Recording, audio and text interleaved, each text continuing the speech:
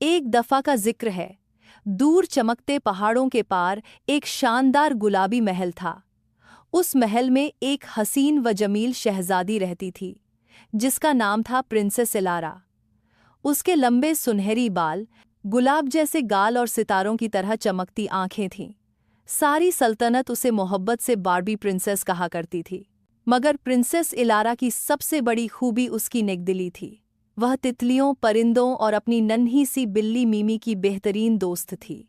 हर सुबह वह बाग में तितलियों के साथ रकर्स करती, परिंदों के साथ गीत गाती और मीमी के साथ हंसती खेलती।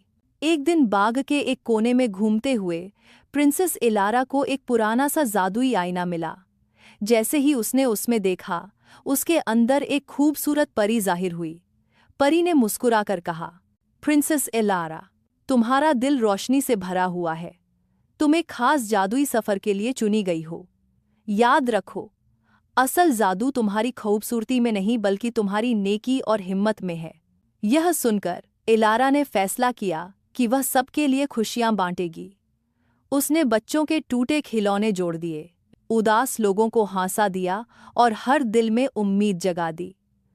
कुछ दिनों बाद वह जादुई आईना फिर चमकने लगा। परी दोबारा जाहिर हुई और उसने इलारा के सर पर एक चमकता हुआ गुलाबी ताज रख दिया। परी दोबारा गुलाबी ताज रख दिया, पर नन्हे नन्हे सितारे और हीरों की चमक थी। परी ने कहा, अब तुम सिर्फ एक शहजादी नहीं रही, अब तुम हो फेरी ऑफ हार्ट्स। जहां भी जाओगी, खुशी और मोहब्बत फैलाओगी। उस दिन के बाद से प्रिंसेस इलारा अपनी बिल्ली मीमी के साथ हर दिल की परी बन गई।